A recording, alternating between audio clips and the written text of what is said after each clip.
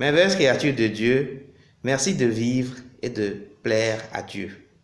Merci de profiter de chaque instant de cette précieuse vie que nous avons. Je suis coach Arona Angiola Santana. Je suis membre de l'ordre des coachs en développement intégral.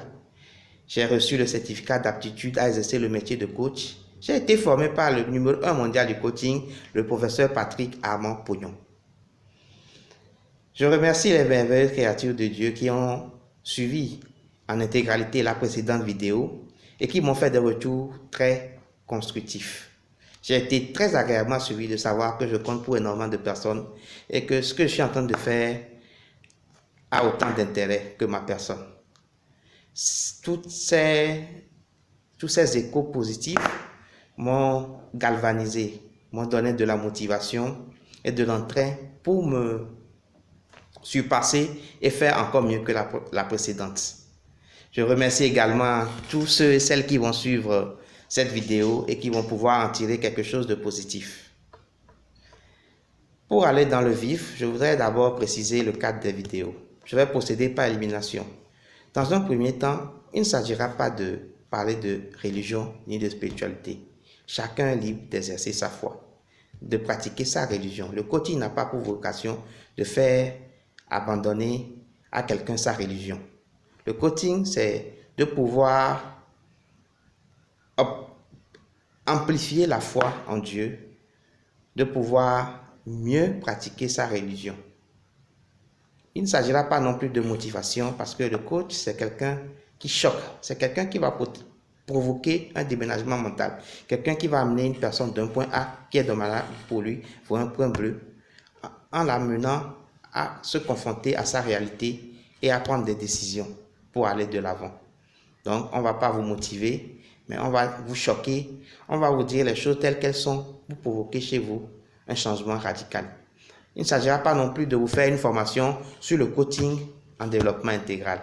Je n'ai pas cette prétention-là. Donc, pour poursuivre, je voudrais préciser quelques concepts du coaching en développement intégral suite au retour que j'ai eu lors de la précédente vidéo.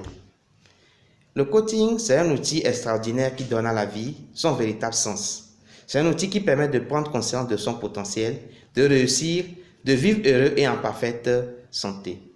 Le coaching intégral va au-delà du développement personnel, qui est un des 9 points du coaching intégral.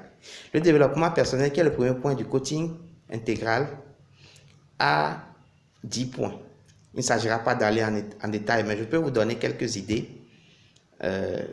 Comme point, pouvoir du développement personnel, on peut citer le pouvoir de l'amour, le pouvoir du détachement, le pouvoir de choisir ses croyances.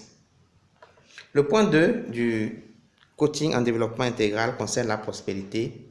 Ensuite, nous avons la santé, la relation homme-femme, la relation parent-enfant, le leadership, la stratégie, l'emploi et l'entrepreneuriat.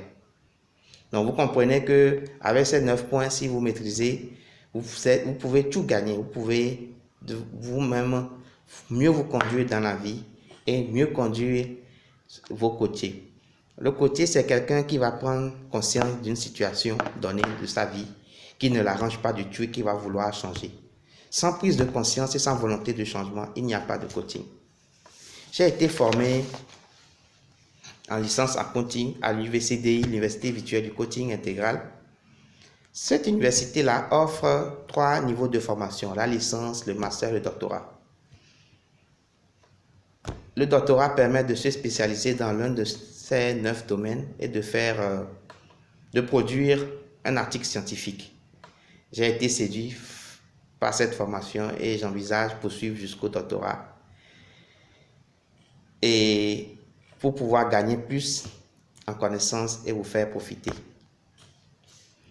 Ce dont on va parler durant cette vidéo,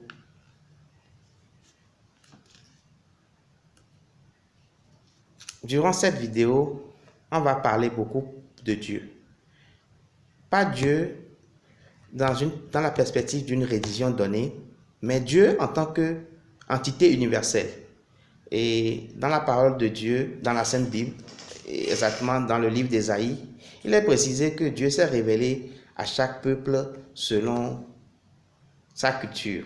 Dieu s'est révélé aux musulmans selon la culture des musulmans, aux juifs selon leur culture, et ainsi de suite. Rentrer dans un débat de religion dans ces conditions, c'est de perdre du temps et c'est de ne pas aller à l'essentiel.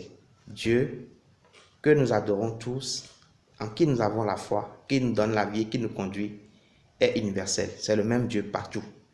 Donc, nous allons parler beaucoup de ce Dieu-là et non de religion.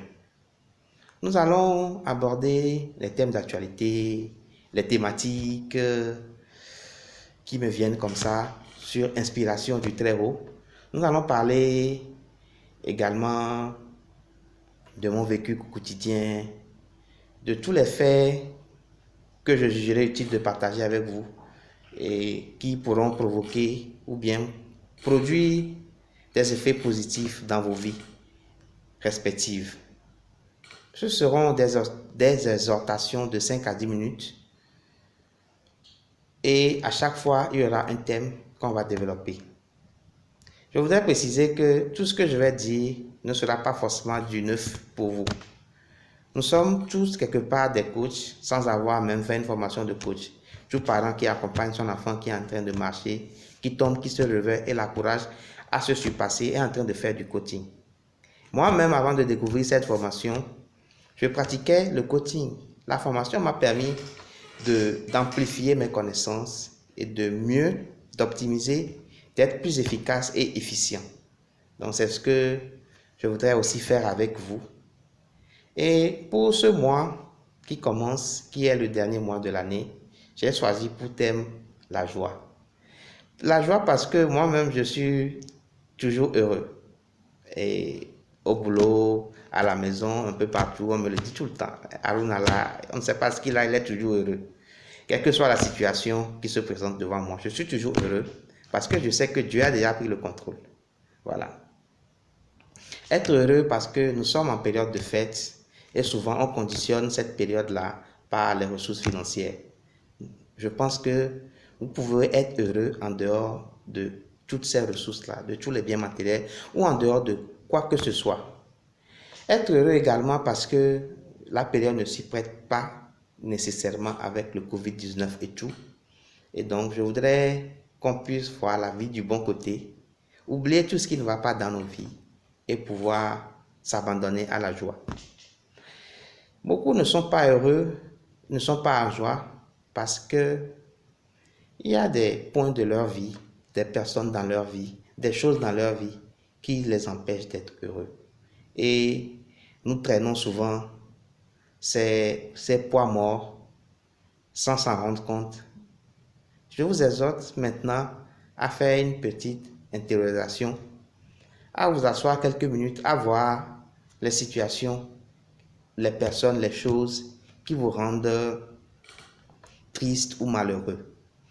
En début de cette année 2020, j'ai animé une formation sur le développement commercial où je disais déjà à mes élèves de pouvoir réaliser une analyse SWOT en termes de force, faiblesse, menace, opportunité de leur propre personne pour connaître leur positionnement par rapport au métier de commercial. Et je vous invite à faire la même chose pour connaître votre positionnement par rapport au métier de la joie. Cet exercice va vous amener à savoir, à découvrir des choses qui en réalité vous ralentissent, qui ne vous donnent ou ne vous procurent aucun bonheur, mais que vous traînez. Ce sont des fardeaux dont il faut se débarrasser. Vous allez me dire que c'est pas évident. Je le sais, c'est un exercice très difficile. Mais si vous vous abandonnez en Dieu, vous lâchez prise, ce sera facile à faire. Il suffira de pouvoir intérioriser en soi-même que Dieu est notre source. Dieu, l'universalité, est la seule source de notre vie, de notre richesse, de notre travail, de toutes choses, de notre vie de couple, de tous les domaines de notre vie. Dieu est le grand coach. C'est lui qui dirige nos vies. S'abandonner à lui, reconnaître qu'aucune personne, aucun endroit, aucune condition n'est notre source à part Dieu, nous permet de pouvoir être heureux et de nous abandonner à la joie. Certaines personnes vont s'accrocher à des personnes, à des choses, même à un travail qui les rend malheureux. Moi, je m'en vais vous dire qu'il faut pouvoir fermer une porte pour qu'une meilleure porte s'ouvre. Autrement dit, en fermant une porte, vous ouvrez une autre. Et si vous mettez Dieu en avant, vous pouvez réaliser ce challenge-là. Donc, je vous exhorte ce mois-là à pouvoir faire cette analyse de vous-même et à mettre en quarantaine les éléments de participation de vos vies, à essayer le bonheur et vous m'en direz ce que vous en pensez. Et si vous aimez ce que vous vivez, ce qui se passe dans vos vies, vous pouvez radicalement rompre avec toutes ces contraintes-là. Je ne dis pas à quelqu'un ou bien à qui que ce soit d'abandonner son travail, ni quoi que ce soit, mais je dis de faire la part des choses dans nos vies et de savoir à quoi nous devons nous accrocher. Nous nous accrochons inutilement aux choses, aux personnes, alors qu'on doit s'accrocher à Dieu. Quand on s'accroche à Dieu, il nous donne tout. On gagne tout et on est heureux tout le temps.